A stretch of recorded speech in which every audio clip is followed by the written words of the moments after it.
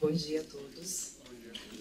Obrigada pela presença de todos vocês e parabéns às equipes finalistas que estão aqui, pela dedicação, e que muitas delas têm acompanhantes, alguns familiares. Então, parabéns também a vocês pelo apoio e suporte para as equipes, para que elas tenham conseguido chegar até aqui. Chegar até aqui já é um grande feito, então tenham muito orgulho disso. Para aqueles que não me conhecem, eu sou Márcia Serviços, eu sou presidente da CFA Society Brazil. A CFA Society é a associação que representa os detentores da certificação aqui no Brasil. É uma organização formada pelos membros, uma organização voluntária. E um dos principais objetivos da associação é, além de manter o nosso grupo de membros unidos, coesos, é contribuir para elevar o padrão do mercado financeiro, seja na regulação, seja na educação. Então, a gente tem uma série de iniciativas junto aos reguladores e junto ao público de entrada no mercado. E eu tenho um carinho muito especial por essa competição, porque foi através dela que eu iniciei o meu voluntário na Society. Eu atuei como juíza, já estive sentada aqui com os meus colegas, atuei como mentora de uma equipe. E tenho um grande orgulho de hoje estar aqui voltando a ter esse evento presencial. O último foi aqui, no BTG, em 2019. Então, voltando a ter esse contato presencial com vocês e agora como presidente da Society. Então, é um momento muito especial para mim. Eu falei rapidinho da Society, acho que vale dividir alguns números só para vocês terem ideia um pouco o que é a certificação, né? Tem cerca de 180 mil pessoas certificadas no CFA no mundo. E no Brasil somos 1.200, e destes 10% mulheres. Então eu vejo que as equipes, algumas equipes têm representantes femininas. E em 2019, quando eu estive aqui, eu falei sobre a abertura do programa, o lançamento do programa UWIN. Então eu conto com todos vocês, né, jovens, tanto homens quanto mulheres, que continuem divulgando esse evento, porque o mercado financeiro é um lugar para mulher como qualquer outro. E o objetivo do programa é desmistificar, né? Todo mundo vê que já é uma carreira mais masculina, mas é desmistificar. Né? Tanto eu trabalho no mercado há mais de 20 anos, tenho a idade de vocês de carreira de mercado. A Dani, que é uma das nossas juízas aqui, também no mercado. Então, quem quiser depois mais detalhes sobre o programa, estou à disposição para falar. Tenho mais alguns breves recados aqui para vocês, não quero deixar aqui de citar não só esse carinho especial, mas também o quão o meu colega de conselho, o Gustavo, que teve contato com vocês, que vai depois passar os detalhes desse dia aqui, do sorteio das equipes e como vai ser o funcionamento. Eu tive o prazer de ser vice-presidente, enquanto ele presidente, e ele elevou essa competição a um outro patamar, pelo número de inscritos. A gente teve sempre mais espaço nas competições globais, então eu quero aproveitar para parabenizá-lo. Quero também agradecer os nossos patrocinadores, Moody's, Conchester, e em especial ao BTG Pactual pelo apoio em nos ceder esse espaço pelo segundo ano. E com isso eu passo a palavra aqui para a nossa representante do BTG, a Joana Peliciani, que vai passar alguns recados para você. Obrigada.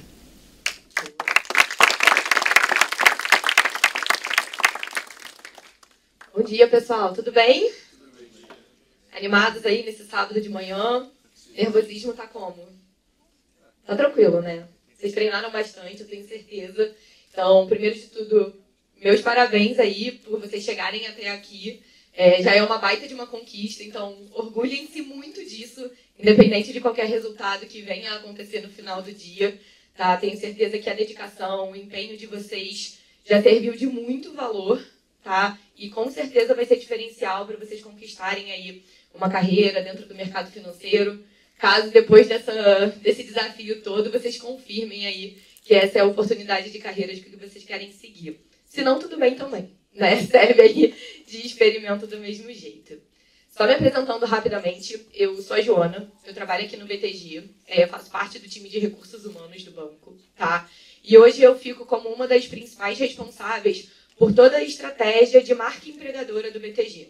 Tá? Então, como que a gente se posiciona, o que a gente vende aí de característica de trabalho no BTG, e aí, consequentemente, estamos próximos aí de universidades, de ligas, de centros acadêmicos e até mesmo de eventos como o próprio CFA, tá? Para a gente divulgar um pouco mais da nossa marca, para a gente se manter próximo dos estudantes. Tá? Então, é um super prazer aqui nosso receber aí vocês novamente. Em 2019, a final do CFA Challenge também foi aqui. A gente sabe que 2020 e 2021 foram anos bem atípicos. Então, poxa, é super bacana saber que retomamos ao presencial e fomos aí a primeira opção de vocês para sediar também essa final aqui hoje. Tá? Então, dando um breve contexto para vocês sobre o BTG, mas sem me estender muito, espero que a grande maioria de vocês já nos conheça. Tá? Mas o BTG hoje é considerado o maior banco de investimentos da América Latina. Somos um banco genuinamente brasileiro e de raízes cariocas. Tá? Para quem não sabia, né, o BTG foi fundado no Rio de Janeiro, só depois de um certo tempo que ele acabou vindo para cá, para São Paulo, e hoje em dia, onde a gente está, é a nossa sede principal, apesar de ainda termos um escritório grande no Rio de Janeiro. Tá?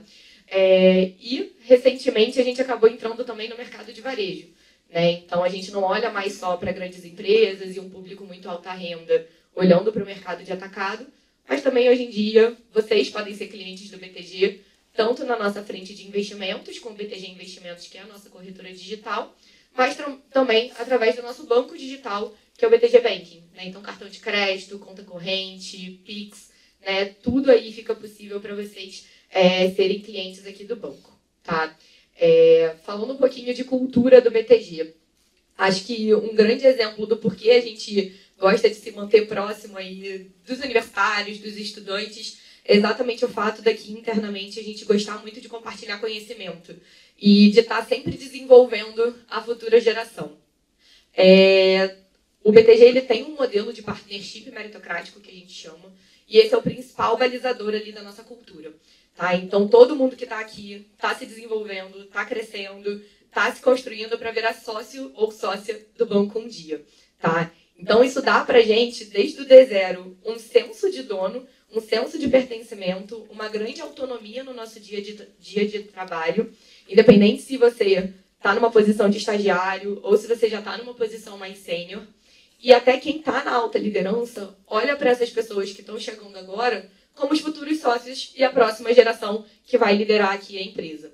Tá? Então, recentemente, o próprio André Esteves e o Roberto Salute construíram o Intel, que é o nosso instituto aí de tecnologia, exatamente para ajudar esse processo de construção e de formação de profissionais mais capacitados, mais bem preparados na área de tecnologia, que a gente sabe que é uma frente que tem crescido bastante. Tá? E só para vocês terem uma ideia, esse ano, aí, ao longo de 2022, a gente fez mais de 80 iniciativas com universidades também. Né? Então, é bastante coisa. Eu e aqui o meu time, a gente trabalhou bastante esse ano, mas exatamente para apresentar troca de conhecimento, oportunidades de carreira e, obviamente, né, falar um pouco mais aí sobre a cultura do BTG. Tá? Então, de novo, sejam muito bem-vindos. Aproveitem muito bem o dia de hoje. Sei que os grupos que não estiverem apresentando no momento vão ter que ficar numa sala aguardando serem chamados. Então, a gente tem uma sala de apoio aqui. Eu vou estar presente para acompanhar vocês. Então, poxa, fiquem à vontade para me procurar, para tirar dúvidas, para fazer perguntas aí sobre o BTG. Vamos ter 2 pessoas também do time de Investment Banking que vão vir aqui ao longo do dia para bater um papo com vocês sobre carreira, dia a dia, desafios. No final do dia acaba sendo uma das áreas aí mais atrativas, né, dentro do mercado financeiro, mas não é a única. Então, poxa, se não fizer sentido, existem várias outras oportunidades para vocês também. Então, fiquem à vontade para, poxa, também tirarem dúvidas, fazerem perguntas. A ideia é, de fato, vocês terem o máximo aí de informação possível. Tá? Então, obrigada mais uma vez. Dou a palavra agora para o Gustavo para a gente descobrir como é que vai ser a ordem dos grupos, certo?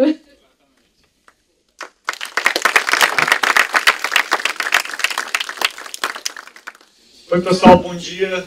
Meu nome é Gustavo Moreira, eu sou aqui conselheiro da CFA Society Brazil e é um super prazer estar aqui com vocês.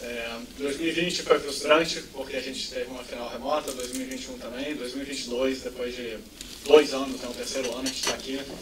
Estou muito feliz em estar aqui com vocês, em estar olhando para cada um, cada aluno, cada professor, cada mentor e ver a força de vontade de vocês. Tá? Tenho aqui algumas mensagens para passar, né? Aqui dentro do CFA Instituto, dentro da CFA Society Brazil, a gente se divide em 3 caixinhas, em 3 atividades. A primeira é Member Value, onde a gente gera valor para os membros, que é o segundo, que é o passo quando você se torna um CFA Charter Holder, onde a gente faz eventos com grandes pessoas, a gente gera valor para o membro. Por exemplo, a gente teve o Roberto Campos Neto há 2 semanas atrás. A gente teve o Arminio Fraga umas 4 semanas atrás, falando só para os CFA Charter Holders. Então o CFA ele é muito mais do que o Challenge, né? O CFA é um grupo que você pode entrar, que você vai ter acesso a eventos extraordinários, oportunidades extraordinárias dentro do Member Value. Dentro de Advocacy, é uma área que a gente tem para ampliar a parte ética no mercado financeiro, melhorar a eficiência de mercado, onde a gente participa de audiências públicas, de consultas públicas. A gente também publica livros, a gente está publicando essa semana um livro sobre ESG, que é fantástico. Quem gosta do tema, recomendo que leia. E Credentialing, que é o que a gente está aqui. A parte de Credentialing, a responsabilidade é justamente ter contato com universidades, com alunos e candidatos. E dentro desse contato que a gente tem com alunos, a gente organiza o Challenge, que assim como a Márcia tem um carinho enorme, eu tenho um carinho enorme pelo CFA Research Challenge, porque eu vejo que ele é transformador. É muito bacana, eu estava falando aqui com um dos judges, o Fernando Fontoura. Há 2 anos atrás, o Luca, que apresentou aqui pela UFMG, qual case foi? Atenda. O Fernando gostou do Luca, acabando a apresentação, marcou um bate-papo, e o resultado foi que agora o Luca está trabalhando com o Fernando. Então o Challenge não é só essa competição. O Challenge é o símbolo que vai para o currículo de vocês, é o ferramental, o conhecimento que vocês têm, e toda essa experiência que vocês ganharam de apresentar, produzir um relatório. Recomendo demais que vocês tirem foto, publiquem no LinkedIn, porque vocês estão aqui, vocês já são vencedores. Assim. A nossa competição, uma coisa que eu falo com muito orgulho, a nossa competição é uma das melhores do mundo. A nossa primeira, é a segunda maior do mundo, no Brasil. A gente só perde para a China, que tem 1 bilhão de pessoas. Né? Então, sinceramente, ser o segundo nesse ambiente é super valioso. Além disso, há 2 anos atrás, as nossas 2 equipes vencedoras foram finalistas de Américas. Ou seja, das 5 melhores equipes do continente americano, a gente tinha 2. E dessas 2, uma foi finalista global. Que é uma das 5 melhores do mundo, a gente tinha uma. No ano seguinte, a gente teve uma finalista de Américas. Então, vocês estão aqui, vocês já passaram por um filtro, por um funil super apertado. Então, vocês estão super de parabéns. Queria pedir uma salva de palmas a vocês.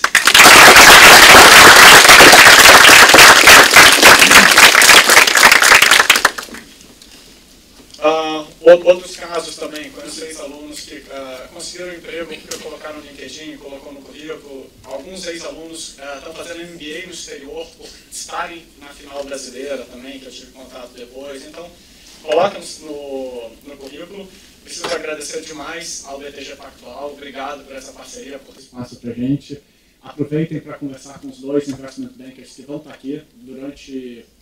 enquanto outra equipe estiver apresentando, vocês batem papo com eles, é bom que vocês relaxem, vocês já sabem demais da empresa, vocês têm que mudar de assunto, e pensa também em seguir carreira aqui, né? Por que não?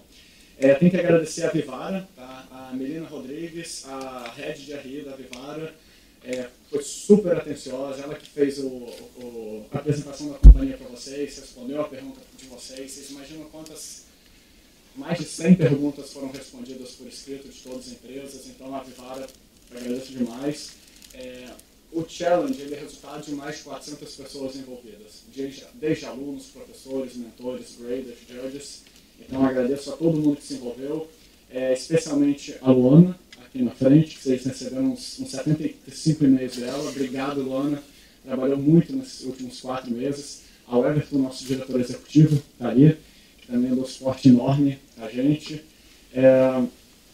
Vou agradecer novamente aos nossos patrocinadores, Moody's e Colchester.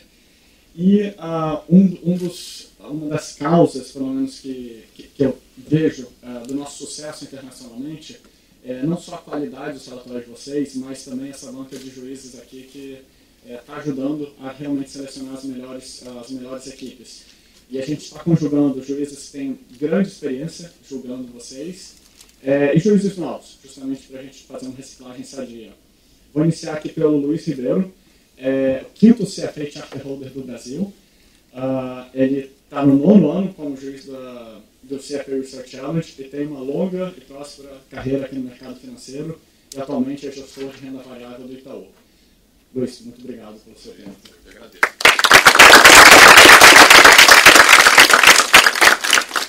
Em seguida, agradeço ao Fernando Fontoura, trabalhou com 3 anos como grader, está no 5º ano aqui como judge do Challenge, é sócio fundador e gestor de renda variável da Persevera e contrata ex-participantes do Challenge.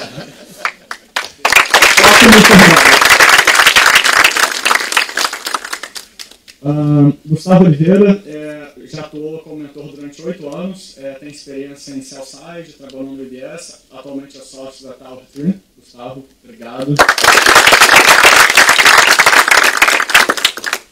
Daniela atuou com 3 anos como grader e é co-head de Equities Research da XP. Daniela, obrigado. E eu vou ser o 5º judge, estou no board do CFA, já fui mentor, grader local, grader regional, juiz local, juiz regional, FA, trabalhei no sell-side, já fiz de tudo, só não fui aluno aqui no Challenge. E eu quero falar um pouco da jornada, né? Obviamente, vocês estão aqui numa competição do CFA Research Challenge e o próximo passo de vocês é fazer a prova do CFA. Né? Como diria o Financial Times, o CFA é o padrão ouro das certificações de finanças. E só você passar no nível 1, só você estar inscrito para fazer o nível 1 do CFA já manda um sinal, que é algo muito importante para você se destacar dentro desse mercado financeiro que é altamente competitivo. Quero falar também de uma certificação nova que o CFA lançou. O CFA recentemente lançou uma certificação de ESG, que está tendo um sucesso fantástico no Brasil, no mundo, a taxa de crescimento muito grande, justamente porque tem uma carência por profissionais que conhecem, que detêm esse conhecimento e detêm essa experiência. Essa certificação de ESG é muito legal, ela é 100% voltada para análise de investimentos, então é um conteúdo que vocês gostam, que vocês vão ter prazer em estudar. E pense em market timing. Quantas pessoas certificadas em ESG tem no Brasil hoje? Poucas. Então é um conhecimento, é uma certificação escassa. Procura aproveitar essa vantagem competitiva. Outro aspecto, eu lembro que o CFA Institute, ele distribui bolsas para fazer a prova do CFA. Tem a bolsa para alunos de universidades que são acreditadas pelo CFA. Então, se a sua universidade ainda não é acreditada, certificada pelo CFA, depois manda um e-mail para a gente trabalhar isso, porque não custa nada para a universidade, não tem nenhum desembolso financeiro, basta passar por uma análise, avaliação que é super simples, e ela pode distribuir bolsas para vocês fazerem prova do nível 1. Além disso, dentro da ideia de melhorar a diversidade de gênero no mercado financeiro, que a Márcia comentou, o CFA Institute também distribui bolsas para mulheres. Tá? Então, mulheres que gostariam de fazer a prova do CFA, dentro do site do Institute, tem essa área de Scholarship para Women. Peçam, porque a chance de vocês ganharem é maior do que vocês imaginam. E, por último, tem a Access Scholarship, que é pessoas que não têm a capacidade financeira, né, de pagar a prova do CFA, apliquem, que também o CFA distribui bastante bolsa. A dinâmica de hoje. Primeiro, é o último ano que vocês vão estar participando aqui, mas vocês podem e devem chamar seus colegas. Por favor, convidem seus colegas de curso, de outros cursos, de outras universidades, para fazer a competição ainda maior. E a vantagem de fazer a competição ainda maior é que a gente consegue ter mais finalistas e mais vencedores. Até pouco tempo atrás, a gente tinha 4 finalistas e uma equipe que a gente mandava para a final internacional. Agora a gente tem 8 finalistas e 2 equipes que vencem. Então, chamem equipes de outras universidades. Tá? Falem da experiência que vocês estão tendo. Os vencedores podem vir de qualquer um dos turnos. Tá? A gente vai sortear a ordem das apresentações. Os vencedores pode ser a primeira e a segunda equipe a apresentar, ou a primeira e a última. Tá? Então, não tem esse problema. O que eu vou fazer aqui, eu vou sortear. 4 equipes vão apresentar agora de manhã e 4 equipes vão apresentar à tarde. Para a equipe que vai apresentar à tarde, não vai ser antes de 1 hora. Então, se você vai apresentar à tarde, vai onde vocês quiserem ir e estejam aqui 1 da tarde. Para quem for apresentar de manhã, a gente tem algumas salinhas. Se você não é a primeira equipe, a gente tem algumas salinhas para vocês ficarem treinando, conversando, relaxado ali dentro do que vocês conseguirem. A apresentação dura 10 minutos e vai ter 10 minutos de Q&A. Quando faltar 1 minuto para a apresentação, a Luana e a Nádia vão levantar uma plaquinha, elas estão logo aqui à esquerda, falando que falta 1 minuto. E quando tocar o alarme, vocês não podem falar mais nada. Esses 10 minutos são muito precisos. Tá? Gente, essa não vai ser a melhor apresentação de vocês. Tá todo mundo... Quem tá nervoso aqui? É só levantar a mão. Quem não tá nervoso? Ninguém. Pessoal, essa não vai ser a melhor apresentação de vocês. Vocês vão errar, vocês vão esquecer palavras. Fiquem tranquilos, tá todo mundo competindo em pé de igualdade. Tá? Aproveita. Tenta tirar uma energia positiva dessa experiência. Publica bastante. Publica aqui foto na rede social, agora, durante, depois. Torne isso um momento prazeroso. Então eu vou fazer o sorteio e a ordem que eu for tirando aqui os nomes vai ser a ordem da apresentação. Então, se a sua universidade surgir aqui primeiro, eu vou continuar o sorteio. Vou dar uns minutinhos para a primeira universidade se recompor, né, das lágrimas, de nervosismo. Aí vocês começam e a gente faz aqui na sequência. Se precisando de alguma dúvida, a gente vai ter o nosso staff, vai estar ali fora. Uma coisa muito importante, a primeira universidade a apresentar aqui, só pode estar aqui os alunos da universidade e o professor da universidade. E os familiares. Não pode ter ninguém de outra universidade, nenhum professor, aluno, amigo. Quem fica aqui é o quê? Aluno da universidade, professor da universidade, juiz, staff. Só. Se você quer que sua equipe seja desclassificada, fique assistindo a apresentação de outra universidade. Você, sua mãe, seu amigo, seu irmãozinho. Enfim, alguma dúvida? Não. Vamos lá, então esse daqui vai ser a primeira equipe a apresentar. Oi? Que rufem os tambores. FGV, São Paulo, equipe 3. Então vocês são os primeiros. Já começa a se organizar aí, tá?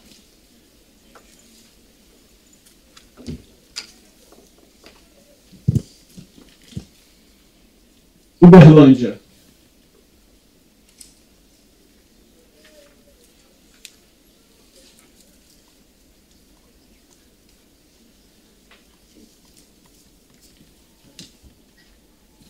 UNICAMP, Campinas.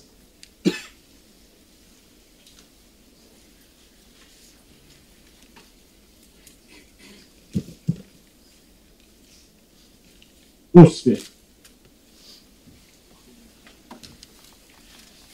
Foram 4. Então essas 4 vão apresentar, vocês sabem a sequência, qualquer coisa a gente está anotando ali a sequência. Os nomes que vão sair agora só vão apresentar a partir de 1h da tarde. Tá? Então vocês não precisam ficar aqui. FGV, equipe 23.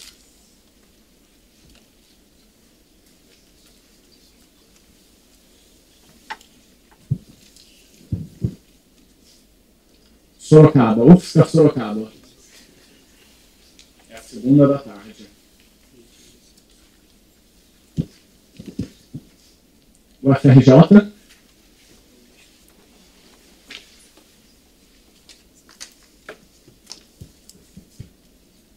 INSPER é a última. Tá bom? Vocês anotaram aí, a gente anotou a sequência. Então a equipe da manhã, a gente vai começar agora. A última equipe deve apresentar em torno de 11h30, terminando meio-dia. Aí vocês que apresentaram, vocês só precisam estar aqui em torno de 3h30 da tarde. Minha sugestão, apresentou, pega o telefone de alguém aqui do nosso staff para eles irem atualizando que horas que vai ser o anúncio dos vencedores. Tá? A gente vai anunciar as 2 equipes vencedoras, não vai ter primeiro e segundo colocado. As 2 vencedoras, terceiro, quarto e quinto colocados. Tá bom? Obrigado, pessoal. Boa sorte.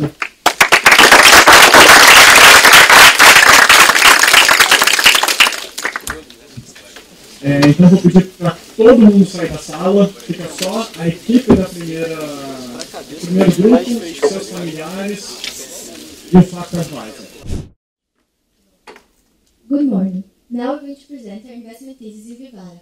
But first, what is Vivara? Vivara is the leading producer and seller of jewelry in Brazil.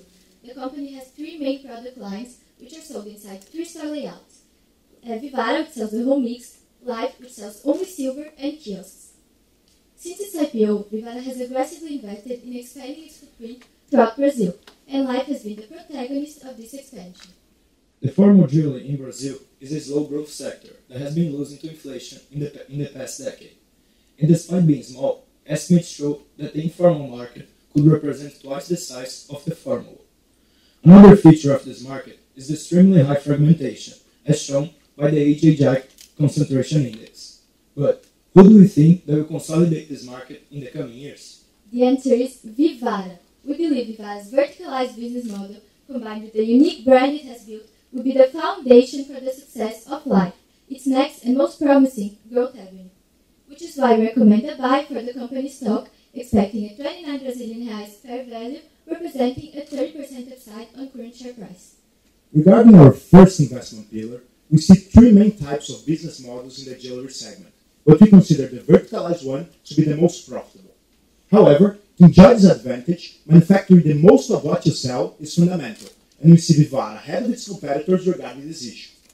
To ensure cost control, Vivara purchases inventory in favorable moments, which is why you can see a negative correlation between fluctuations in gold prices and inventory changes. This way, the company can maintain its gross margin relatively flat in adverse scenarios.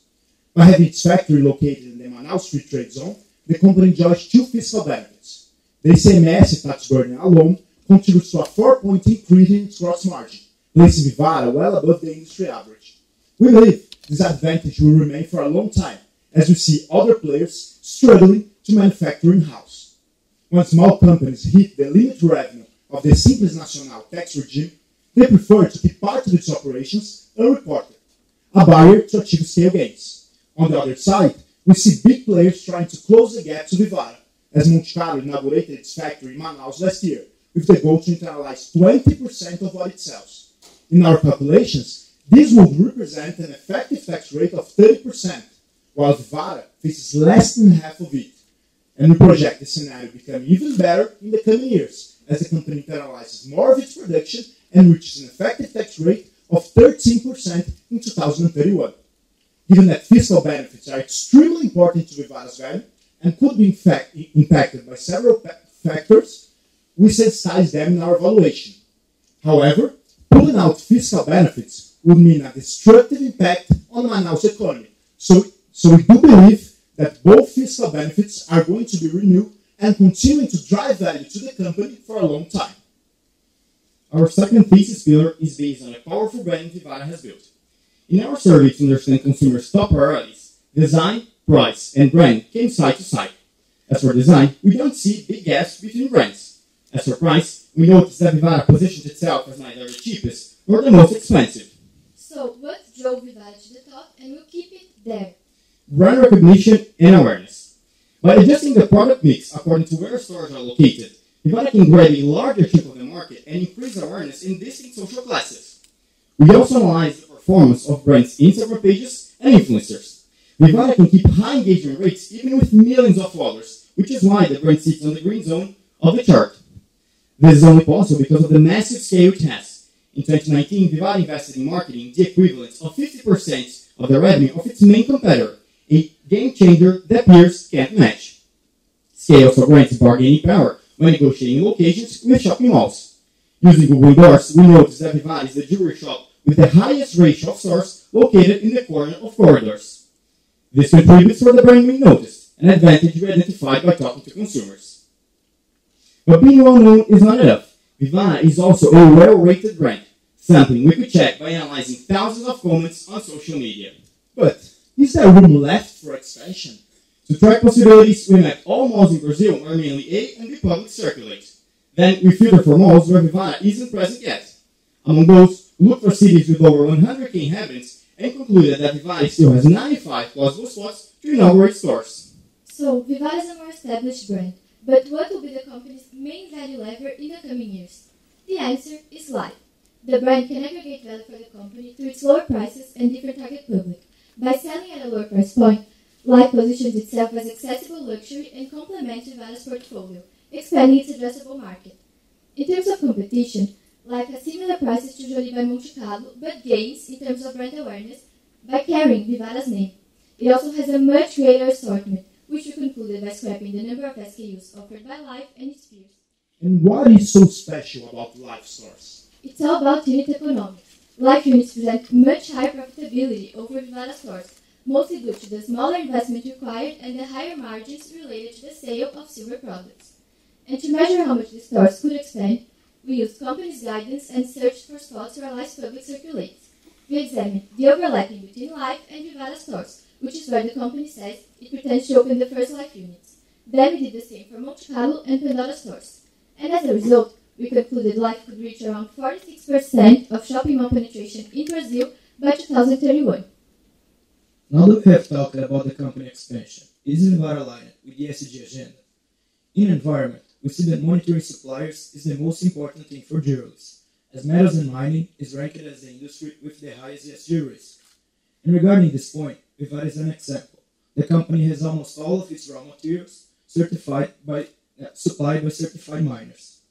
Going to social, Vivara stands out in grades from Glassdoor and InfoJobs, which leads to a lower workforce turnover than peers.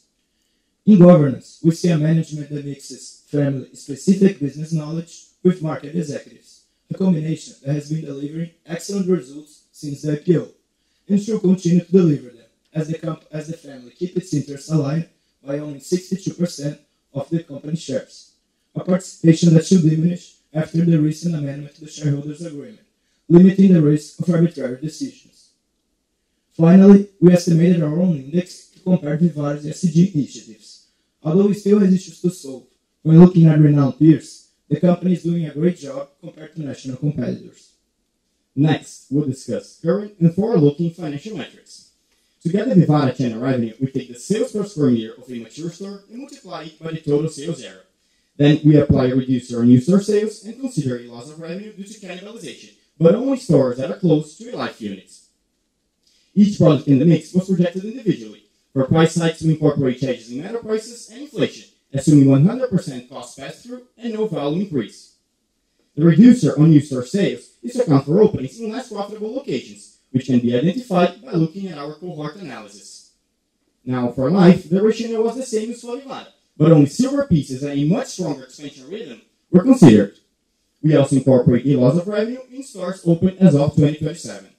Consequently, we expect considerable margin gains during our forecast period, a combination of products with higher contribution margin and operational leverage.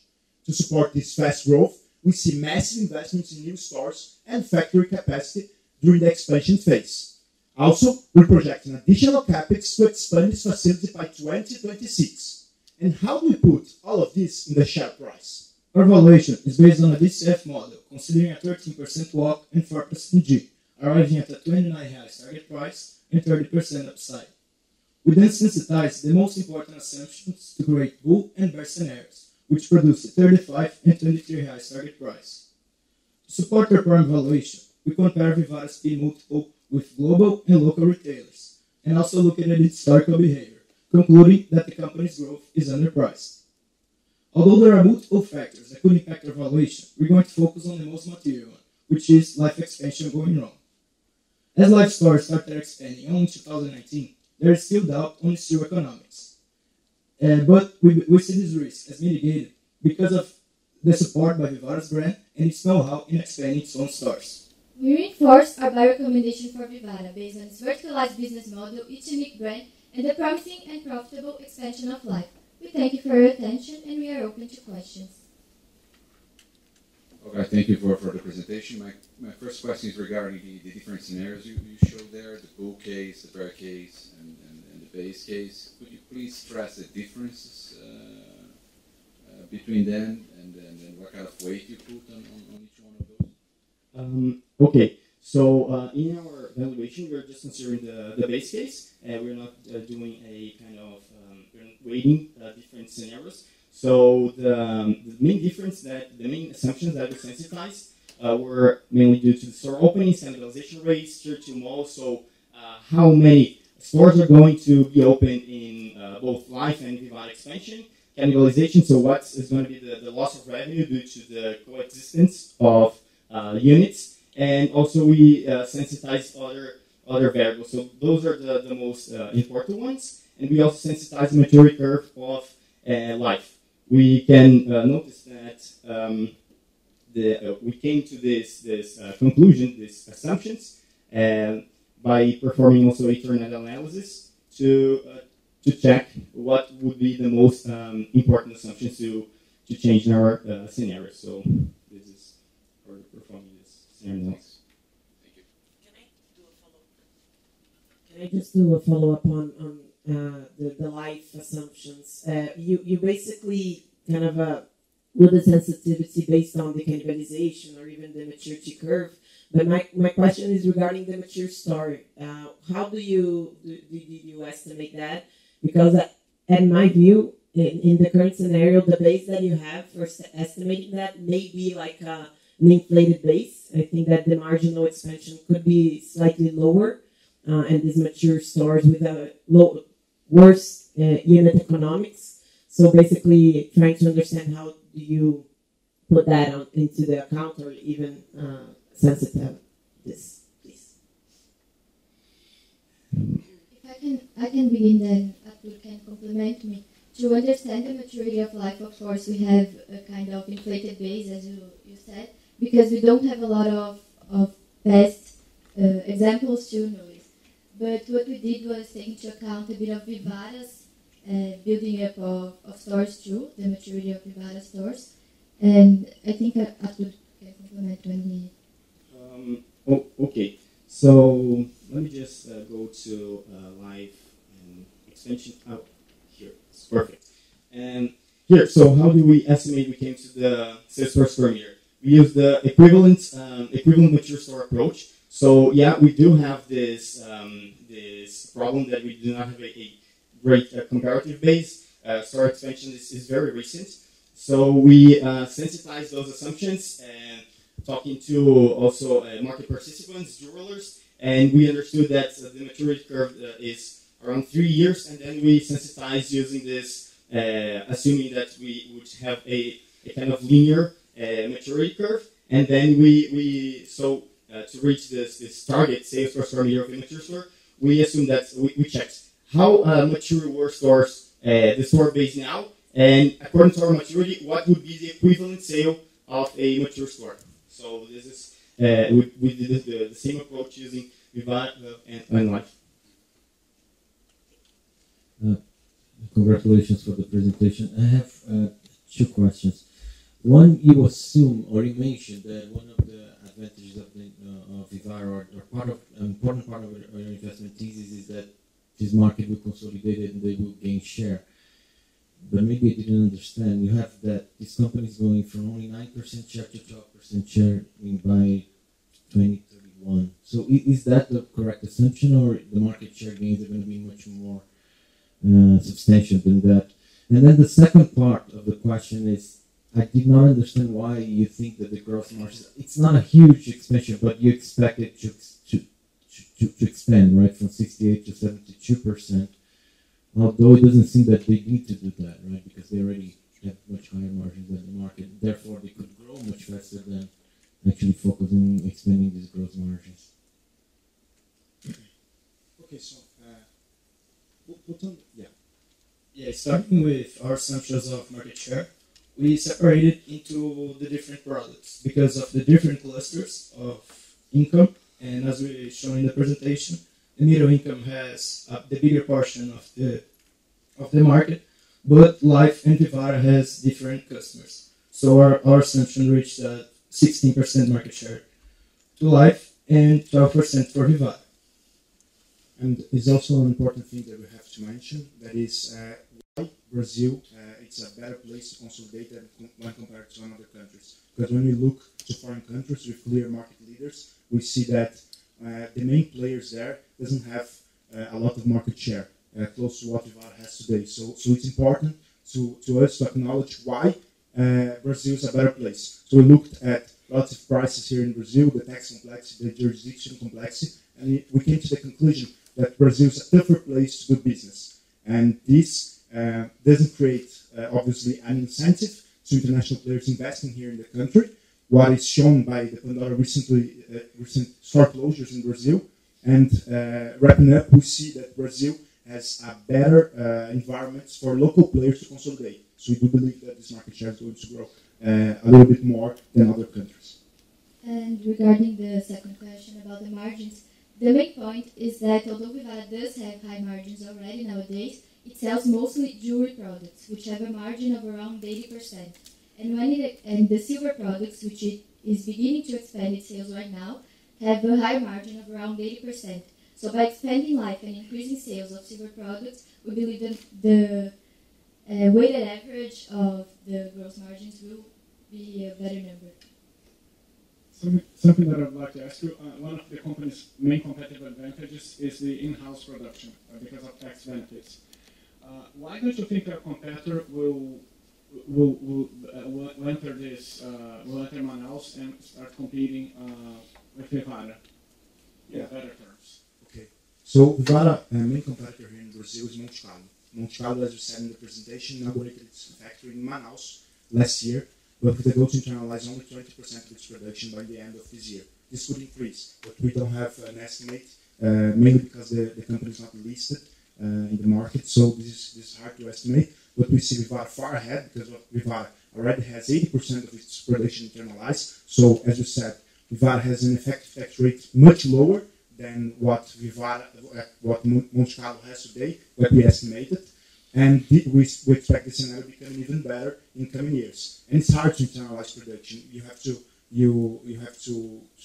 get a lot of scale to accomplish the feasibility of having a greater production in Manaus. So we see this as a threat, but Vivara far ahead of Monte Carlo regarding this issue.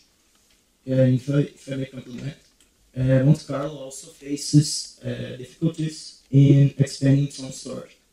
So Arthur will show, but Monte Carlo since 2012 has been trying to expand its stores, but it has facing severe difficulties, including store closures during the period. So as Monte Carlo increased 18 stores in the period, Vivara increased 170 stores. So this bigger scale will drive more competitive strengths against Monte Carlo for Vivara. Can you discuss the implication of the change in the shareholder agreement, and how do you see that in terms of the governance for the company going forward? Okay, so for the day-to-day operations, we don't see any difference. The shareholders agreement allowed mainly Marcel Kaufmann shares to be sold, more than 90% of the 13.2% of the total shares that allowed to be sold, more than 9% of them are Marcel Kaufmann shares. So as Marcel also transferred 50% of his shares to Nelson Kaufmann, we see this as a probable move of exit from Marcel Kaufmann from the company. But as Nelson and Paulo Kroglansky and Marina Kaufmann, which are more present in day-to-day operations, being the CEO and the HR director, they maintain their participation, so they shouldn't change their company in the day-to-day. But analyzing other implications, we see that this amendment should also increase free flow and shares liquidity on the stock. So, shares liquidity. A problem on Vivara stores from the perspective of institutional investors, liquidity, is the liquidity of the stock. So it trades around 1 million per day, and when you compare to Renner, some and other retail players, it becomes a barrier for institutional players to even start looking at the company. Gente, obrigado. Agora vocês têm até 3:30 da tarde para fazer o que vocês quiserem. Obrigado. Thank you, thank you.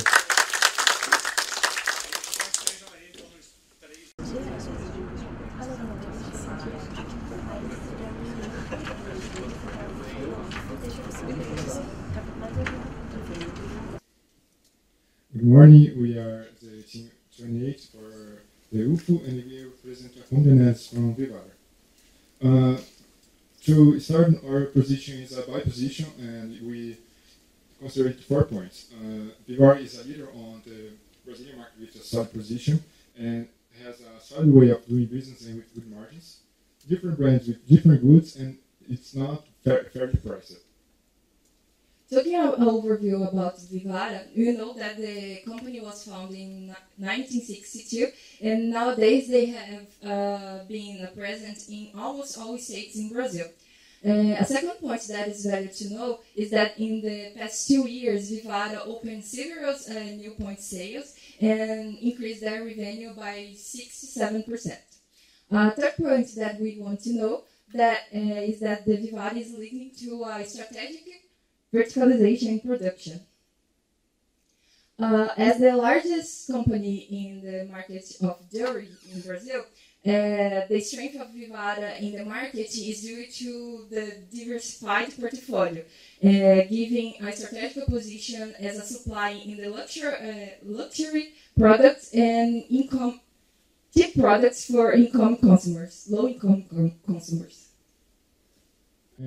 Talking about the sector, we consider 3 points. The jewelry market follows the luxury market with a CAGR of 6.4%.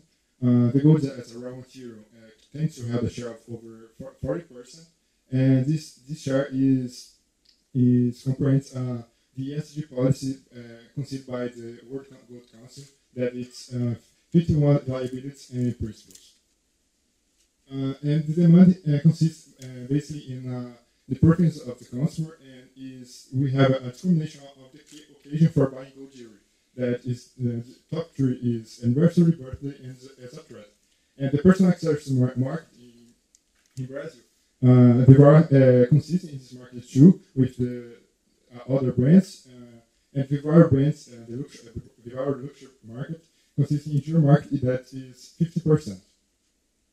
Talking about the environment management, we see that Vivara has the 2 most important suppliers are Anglo Gold Ascent, and Vivara is the only Brazilian company authorized to resell their products.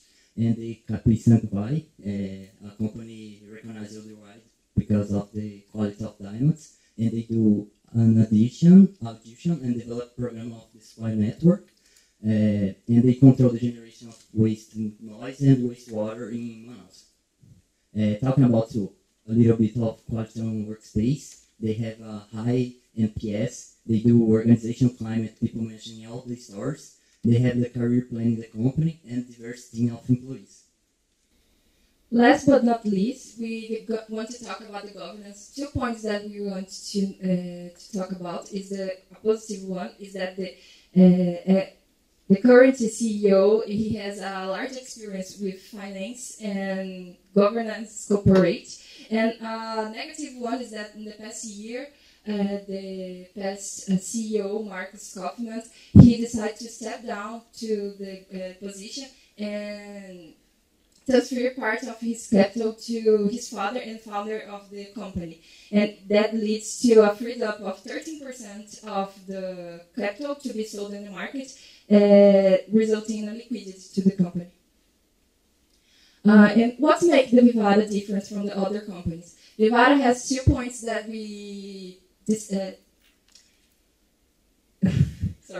Vivara has been able to open several stores by the past years, and this is due to the rising middle class and low interest rates. And other things that make Vivara different is the circular economy that is based on remanufacturing unsold products and collecting products from the clients to reduce gold extraction. Vivaras have a low dependence in other providers to produce their goods. 80% now is already produced by Vivara, and the gold already 1/4 comes from customers. It's the week of gold that Vivara promotes. It's a way of making a circular of finite commodity and to get loyalty of the client. Vivara has 5 different brands, and each brand has a different road to grow, but have their own team of production and is capable to make 30 collections per year, attending different social classes. Vivara's medium ticket show the capacity of making different goods to different people with different prices. About the business, we consider that Vivara will penetrate 50% of Brazilian malls with Vivara brands and 35% with Life Vivara. And this consists in the number of expected stores Vivara that tends to increase 100%. And another difference of the Vivara is that the fiscal benefits that it have in the factory Manaus free zone is the ICMS and IPI. We consider that the liquidity ratio of the Vivara is good, and this corresponds to the market share too. That in the last quarter, Vivara corresponds 16.9% of market share, and the second player is just 1.8%. So starting our financial analysis, we can see here that the net revenue and the same sales stores have been decreased in 2020 due to pandemics, but in 2021 they started to growing again due to the commerce and the Life brand. The same goes to the gross profit and gross margin. So about the intense growth of Vivara, we have some points to be considered. As we can see in the adjusted EBITDA margin, net profit, and net margin, they have been a growth basis in the past years. But we can see that the company Vivara Dairy have been a loss of EBITDA margin and revenue. About a little bit of the cash cycle of the firm is more than a year, but it's because the verticalization of the company. And the net working capital is only in average 7% of the net revenue, showing the low need of capital to make the company working. But what makes Vivara different to the future? They have a solid expansion plan until 2026, want to grow 106% in the numbers of stores, and they have low expenses to maintain their operation running. Nowadays, Vivara is being sold at the price of almost the same as the COVID-19 outbreak, and we expect it to grow to the next year. We expect to increase in net revenue, turning with 3 points: the expansion of the brands, the consolidation of expansion plan, and the increase of the numbers of collection per year. That impacts the margin between the two that increase along the years. And this we project these returns to Vivara. So what is the impact of the investment? We can see the free cash flow and the capex. They have been in a growing base in the past years, so the projection does the same. The capex, we think that they are going to be in a growing basis because of the plan to open new stores and the verticalization that requires a lot of investment. So to make our analysis, we calculate the WACC, so we use this information, and we have the G as a 5%. So we have the result of the WACC as 18.2%, and we result in the value of the action as 30.81%. 30.81. We make three scenarios. With the base scenarios, they have the growth of 20.4% with the solid expansion plan working. Live Vivara gets consolidation in the sector and continue to be practically alone. In a bear market, when the expansion plan don't get reflecting the company value, the macro scenario make it harder to get inputs, and they lost the fiscal benefits. We have a downside of 11.9%, and a bull market we have a 40.2% of upside with these terms. We make these analysis risks that Vivara expansion plan fail, ECGI issues with the providers, the end of fiscal benefits that Vivara has assessed is the dangerous one, the rise of the gold price, and the stronger regulation in the gold extraction. For last, we make a Piotrowski F score, then Vivara score almost everything and makes show the capacity of getting return on the investments, the leverage levels, and the efficiency in the market. Companies with higher score have averaged 23% more return in the market. So because of that, we reiterate our buy position.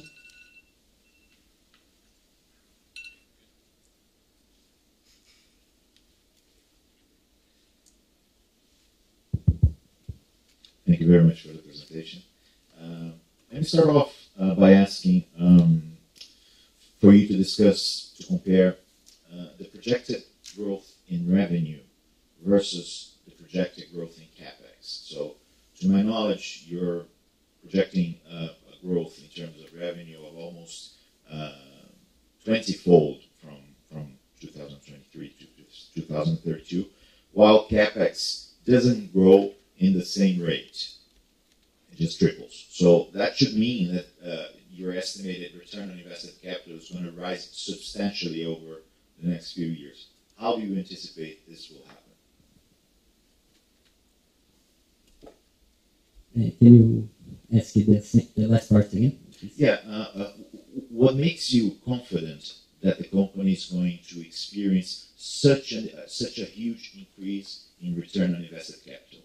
We believe that is because practically she's alone in the market, Brazilian, and already in the past years she's growing more than the market in CAGR terms, and we believe that this will continue to happen, and the capex don't grow at the same level because Vivara has a low cost to open and maintain their history. So that's because they don't have the same projection, the same tax projection.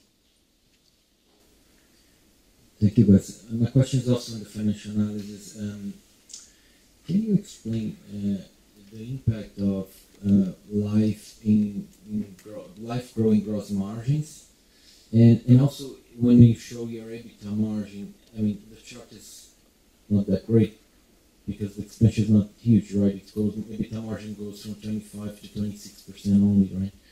So I think the question is why you expect a little bit of EBITDA margin expansion, and what's the impact of life expansion in overall profitability?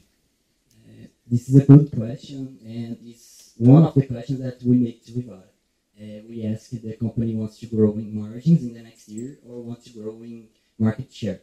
The answer that we have, it was Vivara, the stores with the highest median ticket, is going to grow on market share, and Life Vivara is going to grow on margins. So that's why we don't expect a lot of expansion on margin EBITDA, because Life Vivara is not yet the measure of the financial of the company. If you could explore the risk of the fiscal benefits, not sure how you see that, because it's very relevant for the case. So and also your assumption, like in the bear and bull cases, I see that in the bull you lose the fiscal benefits, but in the others you maintain. Is that right? Just trying to confirm that. And also, why do you maintain it? I think that a tax reform is a probability or a possibility in any government. So not only this, but the next to come. So just if you could explore that point, please. So in the risk we take, we put the fiscal benefits because it ends in the next year, I think. 2032. Yes. So, but we don't think that it's going to happen. We just put there to use as yes, to do the scenarios, but we think that is the most risk and dangerous thing to the company, but we don't think that it's going to happen. But just why not? Because the government usually sees companies in zona free area in Manaus as a good thing to the economy in general. So we don't think that's gonna change, and Vivara has this benefit since the 90s. So I don't think in base scenarios or bull market scenarios Vivara will change that benefit. Okay, thank you. Can you explain me how the competition is going to play in the next few years of Vivara and its competitors? We, the group, think that Vivara will continue practically alone in the market. We gonna look to the other companies. They don't have a lot of investments in Brazil. They don't get the the verticalization that Vivara has is because Vivara has have their own factory, and they do the logistics by themselves. They have a team of logistics, and we don't see this in another company. As I can show you here, H-Stern is the second player and has 1.8% of the share, and they in the last years have a little bit of 2.5, if I don't mistake, and they lost market share. And we don't see Vivara getting new competitor in the long term, in the short term. Sorry. Another point is that Vivara is the only company that has a contract with the gold Gold Ancient. So this can be a great point of the company.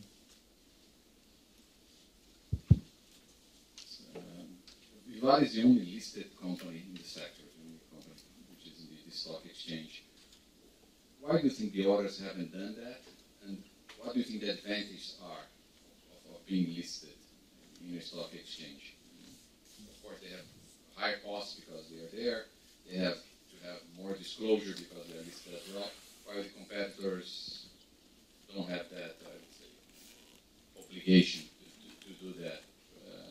Could you explore a little bit the advantages and disadvantages of being listed, and in your view, why they decided to go to the stock exchange? It's more a qualitative view, just your general view. We think that Vivara opened the capital to get more investments, to consolidate more in the market. As you can see, we don't have a low interest rate in Brazil nowadays, like in the past. And the rise of the middle class that works in Vivara and like Vivara is growing right now. And so I think Vivara has the opportunity of get third investments and with an IPO. So they decide to do that, to get more investments to grow, organic grow. Especially because they are trying to lead to a strategic verticalization. So I think they are trying to, they have the opportunity to take these investments to help in this. That is a risk thing. We discussed this a lot. So I think that's the only thing I can think right now. And this reflecting the lifestyle that is increasing its revenue. Yes, because nowadays Vivara has to grow 5 brands, not only 2 that's in the past. I have another question regarding the tax rate that you used to calculate the cost of debt. You used a 34% rate tax rate for the cost of debt, but I understand that the effective tax rate of the company is much lower than that. Why is that difference, and could you discuss this? We make 34% because we think in the perpetuity, every company is going to pay the tax marginal rate. Question regarding the costs in general. I mean, one of the most important inputs is gold. What happens if gold price surge go higher to a much larger extent than what it is right now? How does the company manage those inventories, and what are the advantages that Vivara has when compared to the main competitors? Well, as you can see, the week of gold is a recent thing in Vivara, and already 1/4 of the gold comes from the customers. So we think that Vivara can change cannot be affected so much by the rise of gold, because the customers are already given the gold in exchange of credit. So Vivara don't get exit cash on the company when she do that, and she gets the goods that are not sold. Vivara's remanufacturing in the factory in Manaus. So I think Vivara has a solid way to deal with the rise of gold price. And the price of gold is impact the demand in this market, but it has other points that consists in the value of the jewelry in the final product. That's the process of manufacturing process.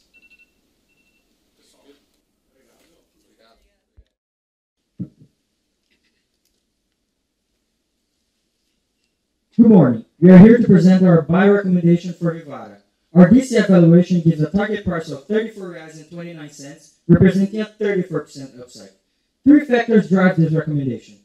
First, Vivara is in a unique position to consolidate the market. Second, they have a best-in-class verticalized structure. And third, they have a strong brand that comes from its first-class position. My name is Rafael from University of Campinas, and this is Bruno, who will introduce the company and explain why now is the perfect time to capture this upside.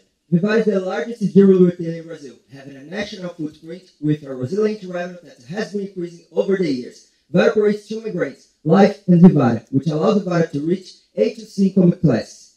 But, Rafael and Daniel, are there any probability for growth in the sector? Well, we are confident there are a lot of room for market consolidation in this industry. Indeed, we already have seen a post-pandemic consolidation led by Vivara. And the company still has a huge goal line today, since the industry remains largely fragmented, with the top 4 competitors holding only 22% of the market share. Okay, there is room for consolidation. But Walter, how will Vivara lead this process? We believe Life should play a key role in this process, as it addresses a lower income market and offers better profitability. We projected the company should expand at a pace of 4 stores per year based on a new value proposition by focusing on attractive pricing, giftable products, and a portfolio diversification. To verify how Life price differ from Monte Carlo and Pandora, we compare the sum companies' main categories. As we can see, Life price range is the lowest among competitors in all product categories, with position brands as a strong alternative for low-income clients. With that, we believe Life could capture a diverse number of clients seeking for a gift option. In addition, Life is expanding and diversifying its product portfolio, growing in categories other than charms. As a result, we believe this should translate to an increased total addressable market for Vivara. And what about Vivara brand expansion? Well, we expect Vivara to grow at a pace of 20 stores per year until 2026, which should still keep the brand as the most relevant item on top-line revenue. How far can Vivara go? In order to understand how far can Vivara go, we mapped all 620 malls in Brazil and plotted where Vivara and Life stores are not located, resulting in a potential of 205 malls for Vivara and 404 malls for Life. Thus, the majority are in regions with a high GDP. But, Rafael, is there any room for cannibalization? Given the different price points practiced by both brands, we believe that each brand addresses to a different target audience. As such, in our view, cannibalization is very limited. Currently, we stand at 4% of Life sales at Vivara stores. But Daniel, why does Vivara have the best model for consolidating the sector? Well, we believe Vivara enjoys material scale advantages, which comes from its verticalized structure, which will enable the company to outgrow the market in the coming years. Furthermore, by having a fully integrated operational chain, Vivara is able to customize its products and hedge itself against unfavorable macroeconomic environments.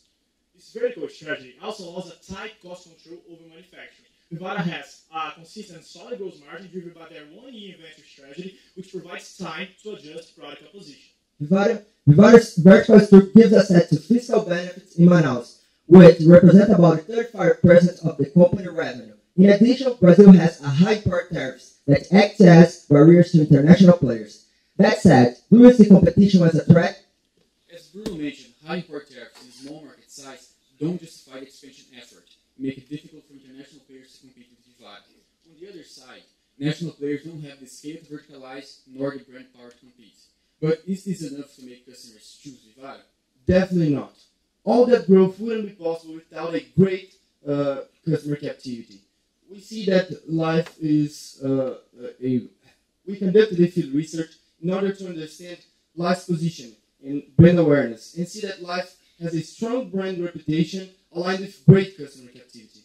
However, branding by itself is not sufficient to reach customers. Therefore, we believe that Vivara's durable competitive advantages arises from the linking of its economies of scale with a strong customer captivity. In order to attract its clients, Vivara has been investing heavily in its service system, which results in a high NPS. But Zalter, how aligns Vivara with the best business practice? Start with governance. Over the years, Vivara gathered an experienced, diverse, and qualified team, such as Paulo, current CEO, and Otávio, current CFO. The both of whom have many years of retail experience. Moreover, Vivara has the best governance practice that aligns the executive with the best company's interests. Well, environmental, Vivara enjoys circular economy and sustainable extraction of its raw materials. In the social, we noticed the company has a great relationship with its customers. This was cross-checked by our survey, where we found out that Vivara was the company with the most purchasing intentions. Besides that, the company also managed to take good care of its employees, being the company with the highest rating on Glassdoor and the lowest turnover rates among the retailers we tracked. But how are our assumptions incorporated into numbers? We projected Vivara's revenue growth at a 21% CAGR over the next 4 years, sustained by 4 main assumptions: an aggressive store expansion plan, its 2-year accelerated store maturation, its same-store sales highly correlated with nominal GDP, and a moderate digitalization growth. Thus, we expect that the Life stores and Vivara stores should be around 370 each by 2032, with a mature same-store sales of 6%. But can this aggressive expansion cause margin sacrifices? Not at all. We believe that given the Life brand has a higher gross margin than the other categories, we should expect to see a margin expansion. Moreover, more margin gains should also come from its high scale advantages. But of course, there is no such thing as a free lunch, and we should expect a considerable amount of capex and working capital that should highly impact its financials. But we see that Vivara has a strong cash generation to support it, partly coming from its fiscal benefit mode. Furthermore, when looking at its leverage situation, Vivara has a solid debt capacity that can readily support its expansion journey. Regarding to profitability, we see that Vivara is a value creation machine, providing higher ROE levels than its peers. We also see that Vivara delivered and should continue to deliver a return spread against its cost of capital. Therefore, using a 10-year DCF analysis, we arrived at a target price of R$34.29, which represents a 34% upside, with a cost of capital estimated at 13.7% and a terminal growth rate of 5%. On a positive note, when conducting a sensitivity analysis, we do also see potential upside for a more conservative terminal growth rate. Now, to supplement our DCF analysis, we conducted a relative valuation and saw that Vivara trades at a discount compared to its local fashion retailers and international jewelers. By also looking at its historical forward PE, we see that Vivara trades at its low, which might indicate that now is the perfect time to bet on it. Compiling DCF and multiple in a football field analysis, we also see that Vivara trades at an attractive price asymmetry. To triple check our tech analysis, we also conducted a 5-year investment simulation that resulted in a 25% IRR, far above its cost of capital. And given macro uncertainty, we also did a bear and bull case. The results made us much more comfortable with our assumptions. Furthermore, we did a Monte Carlo analysis and reached a 68% of scenarios supporting our buy recommendation. At last, we identify the store expansion plan and the macroeconomic scenarios as two greatest risks.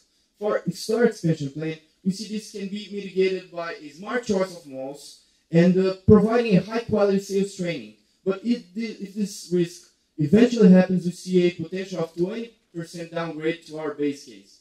And for macroeconomic risk, we see this being highly likely to happen, impacting directly our same-store sales and impacting in an 11% downgrade to our base case. We therefore restate our buy recommendation based on Vivara's unique position to consolidate the market, its best-in-class verticalized structure lined up with a fiscal benefit mode, and a strong brand with a first-class position that captivates its customers. For investors looking for a real jewel, Vivara is the diamond in the sky. Thank you, and I'll take your questions.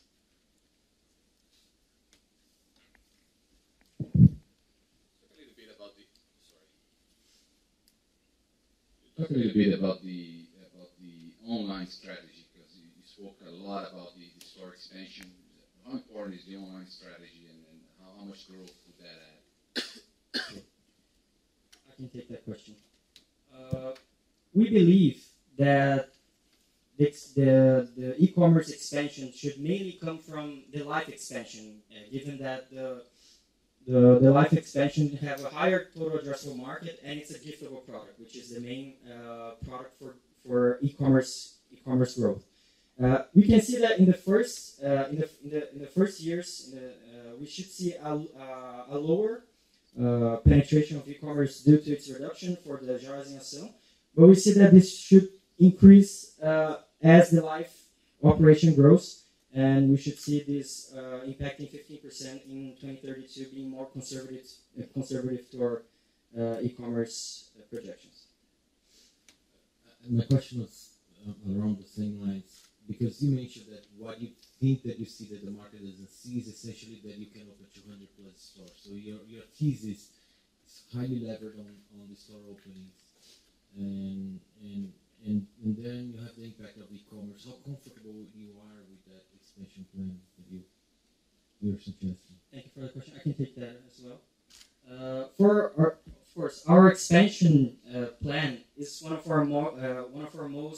our theses with the most uncertain aspect, of course, because there are many aspects that could impact that. With that, we did an expansion. We stressed our expansion plan, and we also see with the stressing this expansion plan of Vivara opening stores and live stores, we still see a higher upside for the company, which should make us more comfortable with the buy recommendation.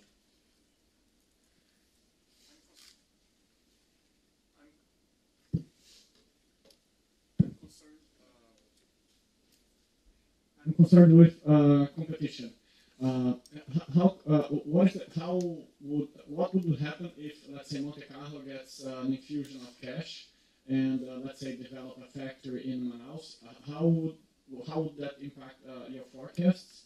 And what is Vivara's competitive advantage, and how that competitive advantage cannot be overcome by another player? Do you want to show the graph for the new entrant, or the new entrant, the in appendix? Okay. I think that you can start by there. Okay, I can also take that question.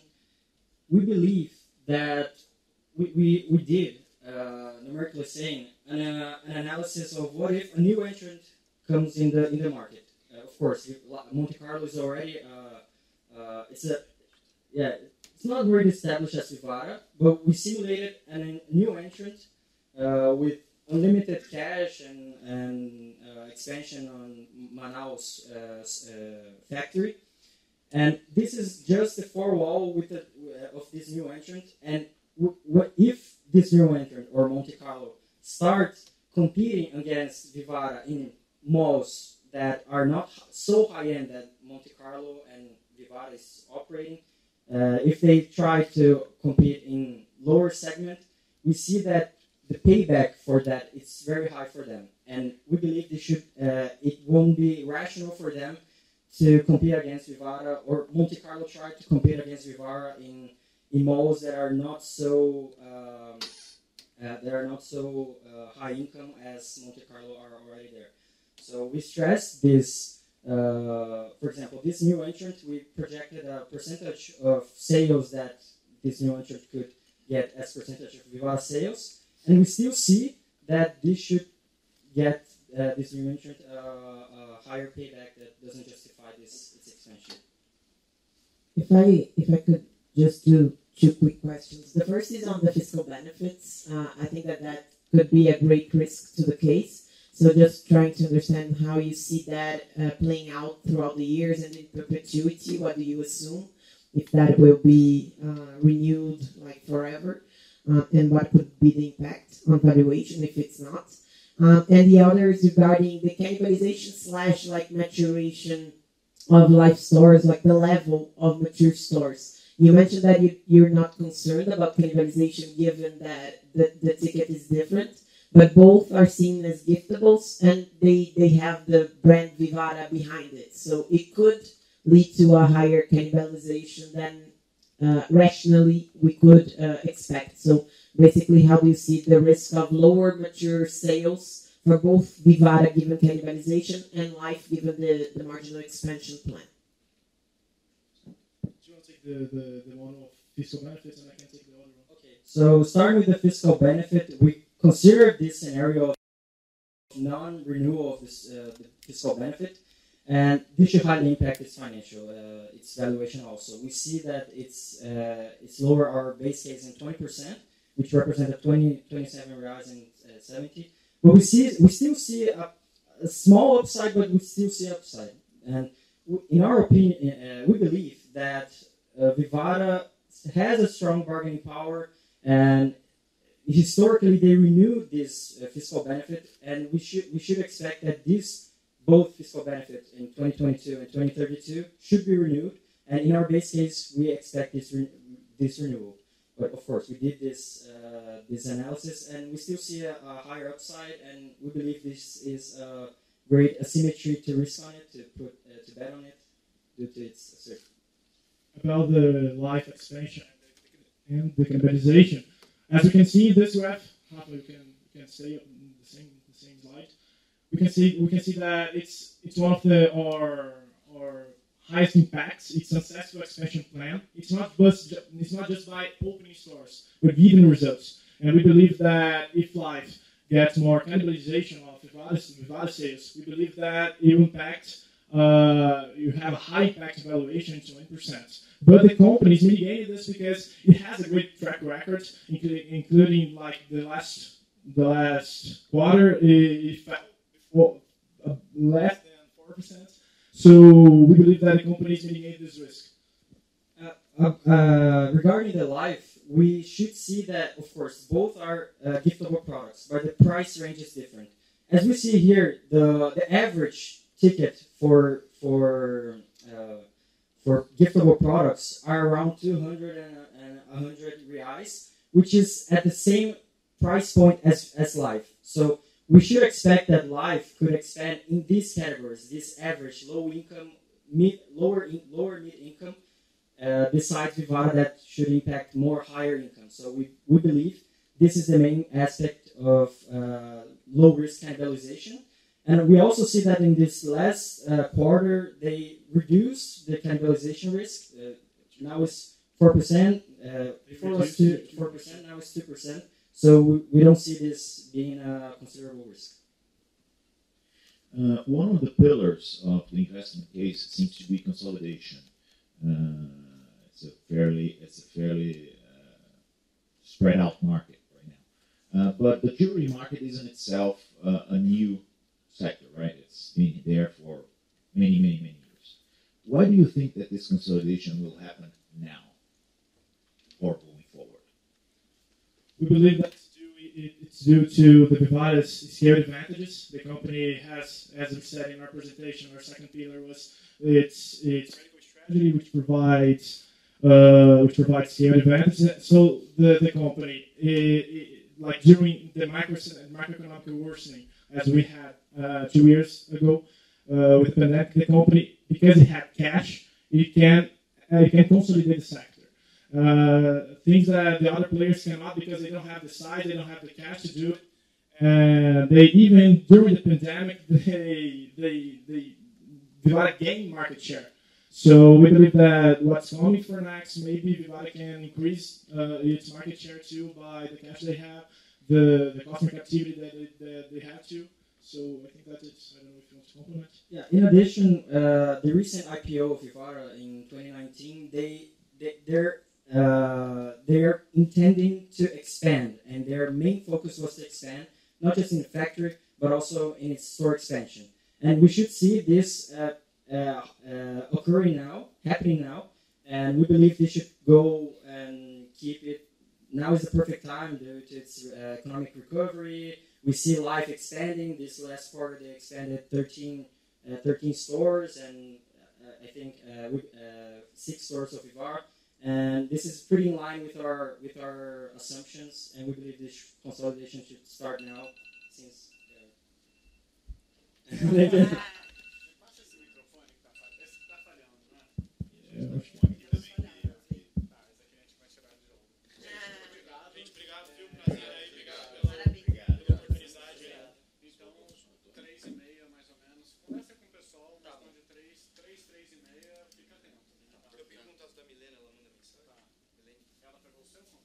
Eu mandei uma mensagem para ela já. Falei, a gente é do UNICAMP. Mas de qualquer forma, a partir de 3 da tarde já fica ligado.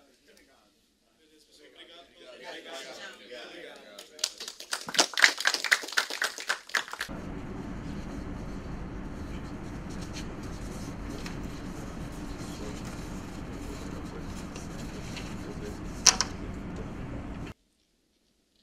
Good afternoon. We are Team 2 from POLI USP, and it's a pleasure sharing investment thesis on Vivara. Vivara is a vertically integrated jewelry with more than 300 stores. The company mainly sells gold on Vivara brand and silver on Life brand. Its sales channels are mostly Vivara store and e-commerce, but there is a huge potential on Life standalone store. So, we're talking about an absolute market leader, but is it time to engage with Vivara?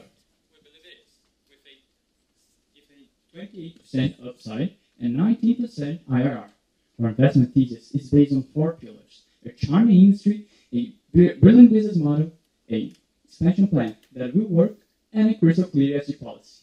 Beginning with the industry, we see that it's far from high growth, with only 2.6% CAGR since 2007. But why are we calling it charming? Because it is resilient and fragmented.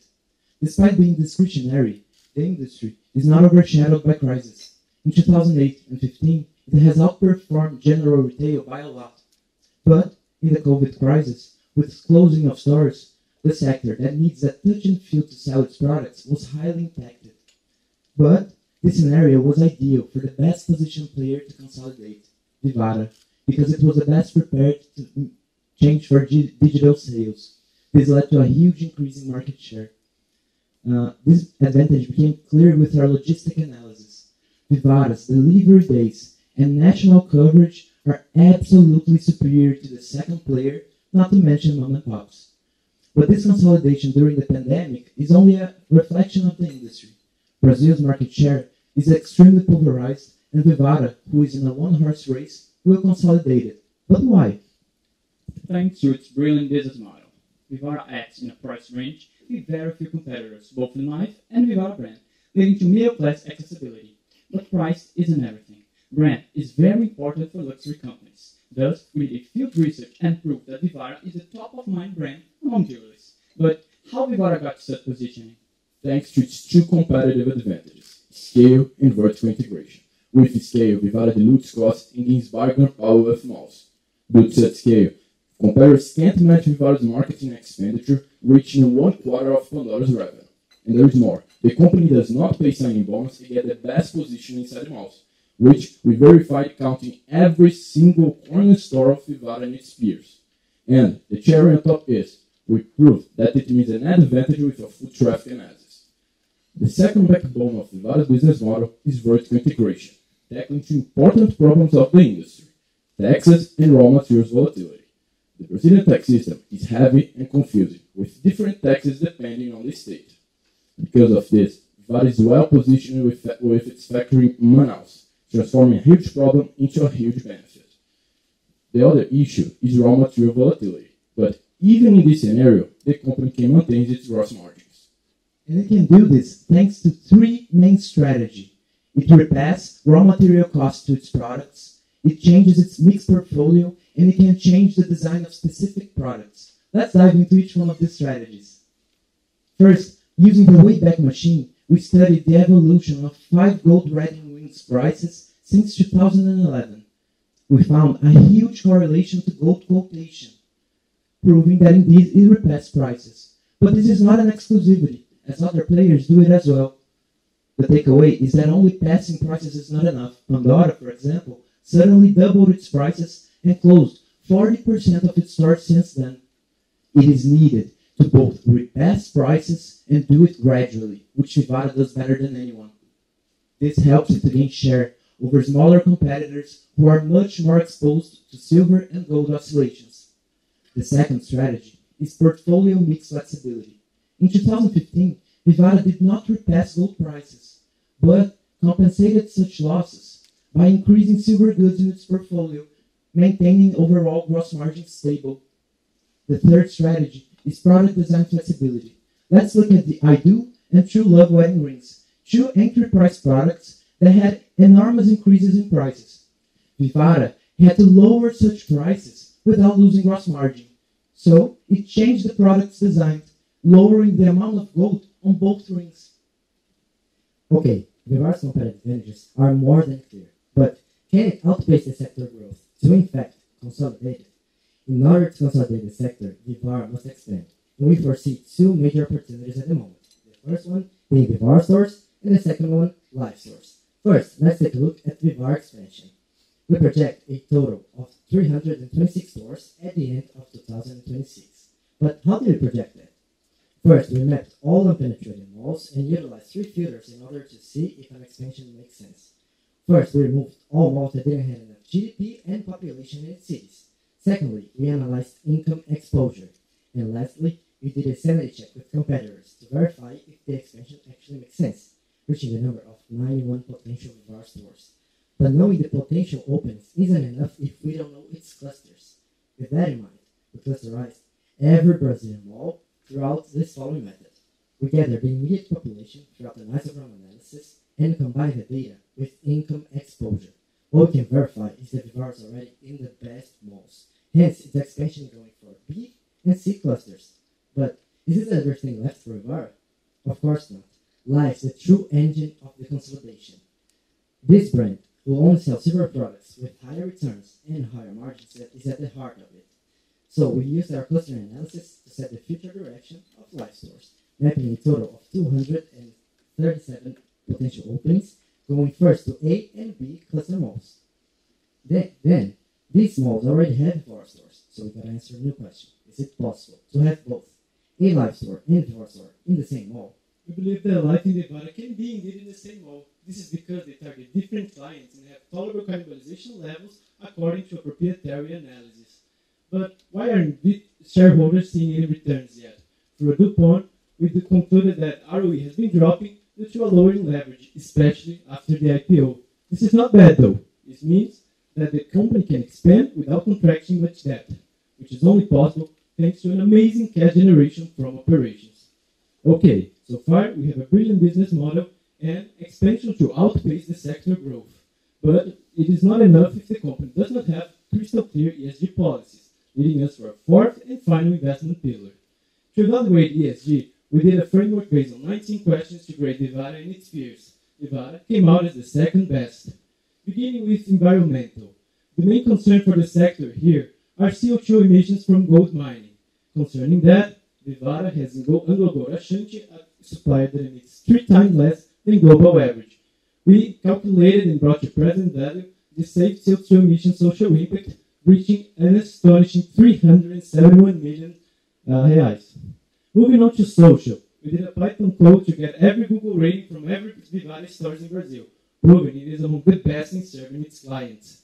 Moreover, they have collaborators that are more satisfied than peers. Last but never least, we have governance, and although most of the shares are in the Kaufman family hands, we see that as true skin in the game. Moreover, we see a remuneration policy that keeps interests aligned. Okay, so how can we value this deal? We see Vivara as the main champion of the consolidation race, mainly by life opportunities. We also see life as the main driver for gross margin expansion.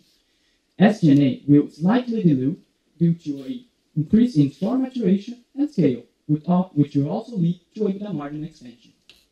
We also see expansion capex at its highest in the next year, with a growing working capital, with a cash conversion cycle with a slight decrease. Then we use free cash flow to equity to measure the company's value, using a rolling 15% cost of equity, a growth in perpetuity of 4%, and assume no tax benefit in the perpetuity. This got us a 28% upside, which we're sensitized by cost of equity and growth perpetuity, got more than 60% by recommendations. In our IRR, we got 19% with an 11.5 multiple derived from our DCF model. This is in line with our peers' country-adjusted price to earnings. We also measure the present value of Vivara's tax benefit, as well as the 3 scenarios to better understand our premises. But is the market already pricing this growth opportunity? We believe the market is not yet pricing this growth opportunity for a multiple valuation. But finally, we reach and map all the risks that can rust our thesis. We emphasize here unsuccessful openings and tax reforms. To wrap it up, we believe it is time to engage Vivara, which is charming, tenacious industry, brilliant business model with competitive advantage in scale and vertical integration, and expansion to outpace the sector growth, especially with life. Thank you for the attention. We are now open to questions.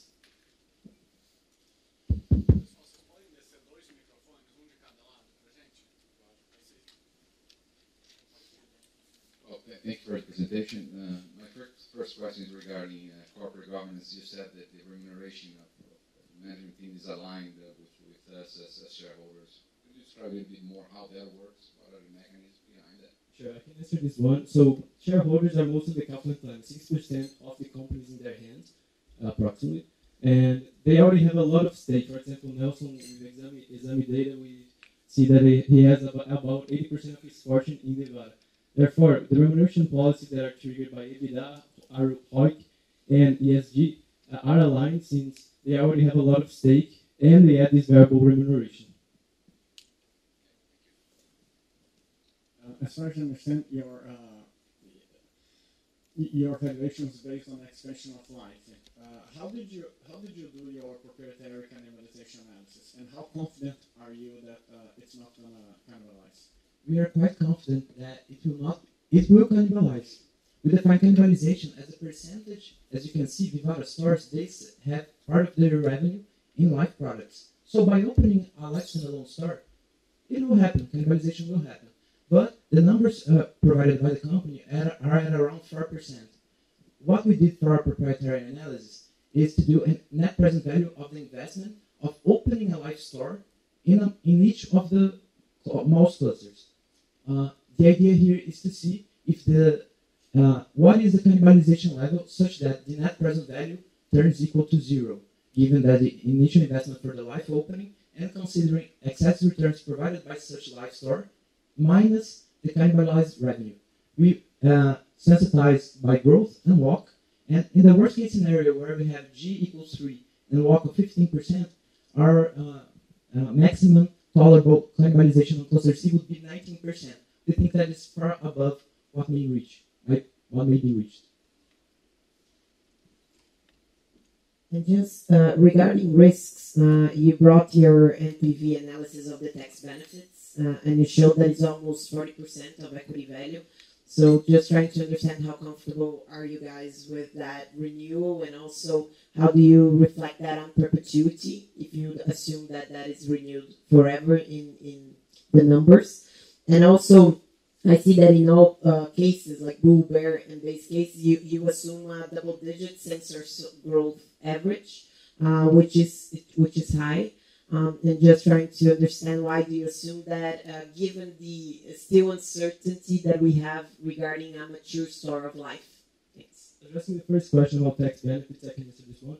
So Brazilian tax system, it's complex, and the main risk for not renewal is tax reforms. So we can say the Constitutional Amendment 105 and 45, which would end all of these steps of taxation from fiscal fees, ICMS, and IPI, leading to an IVA that would exclude, and therefore the benefits would not make sense. But even if those projects were to be approved, it would be gradual, since the tax says that it will be about 10 years, which is coincidentally to 2032 when we end our projections. So we do not perpetuate the benefits for this reason if it were to be approved. And regarding the exploration profits benefit, which ends in 2024, we think that it will be renewed since it has happened to other companies such as Equatorial recently. Yeah, regarding the second question, we only assume, can you put it in the baseball graph? In our projections for the valuation, we don't consider double-digit same-store sales. But for the best case scenario in our baseball graph, then we assume. But the main reason to assume that it might reach such level of same-store sales is that nowadays, life stores are maturing at only 8 quarters. We are optimistic, and we believe that it does not represent the total possibility of revenue in such stores. So we think it will continue on rising. Just to be clear, that 10.7 that you have average same-store sales, it's not correct? No, it's 10.7, but it's correct. It's about same-store sales. So we have 1-year stores that are not mature. But the growth for a mature store, we assume 6% for Vivara, according to a historical data, and we assume a slightly higher for life as 7.2% growth for a mature store. I have a question, because I think you guys brought some understanding, or tried to bring some understanding to the resilience to a macroeconomic crisis, but you also put as a high probability of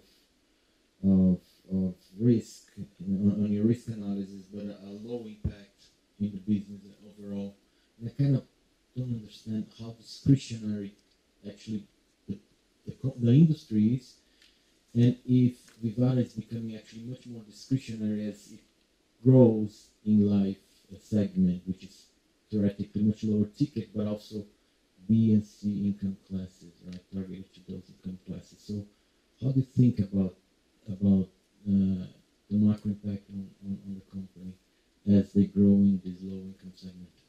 Okay, so first addressing the part where they grow into the higher income segments, we see that higher income segments have a lot of resilience against crises. So for example, we can see that inflation for high income segments is lower than low income segments, and they have better consumer trust.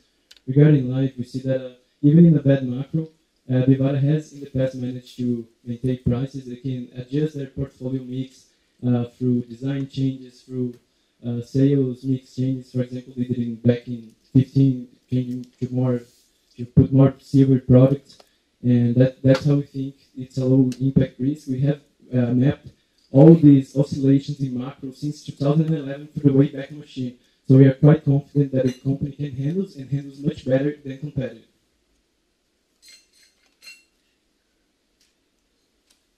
When looking at your capex, I think your maintenance capex drops a lot after 2 or 3 years. How comfortable are you on that? Because for the company to maintain and expand margins, wouldn't maintenance capex be higher? Yes, we project a higher maintenance capex in our last year than in our first year, mainly as opening opportunities are fulfilled. The capex structure changes to more maintenance than expansion.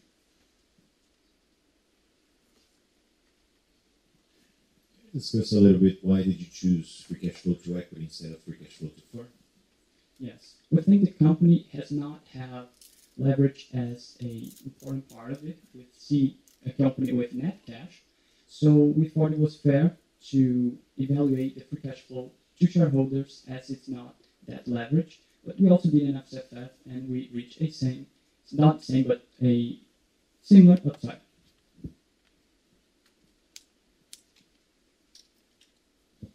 In your views, what are the advantages of being a listed company when we compare to others which are not listed, like Monte Carlo, for instance? Okay, so what are the advantages and disadvantages? Sorry, for interrupting.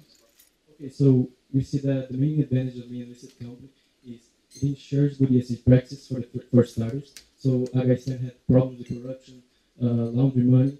So that's the first part. But of course, there's a lot more capital to expand. So Monte Carlo does not have good debt covenants to expand as Vivara is doing.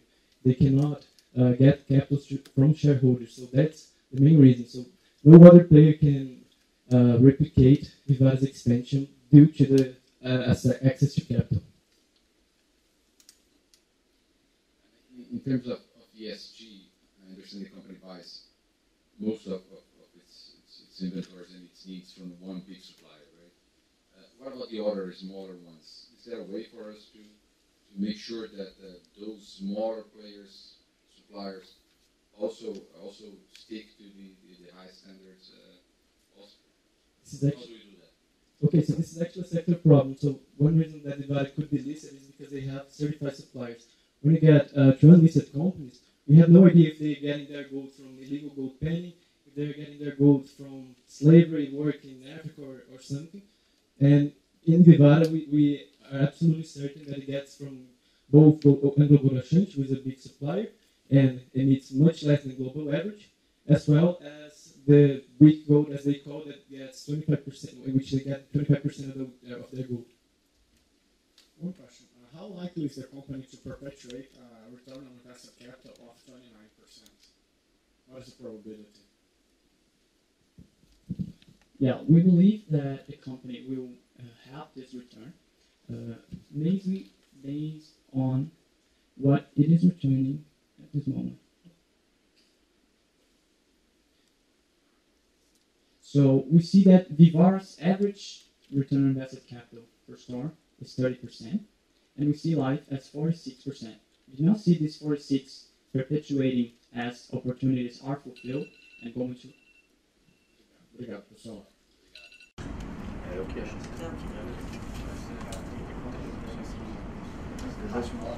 Apesar de ter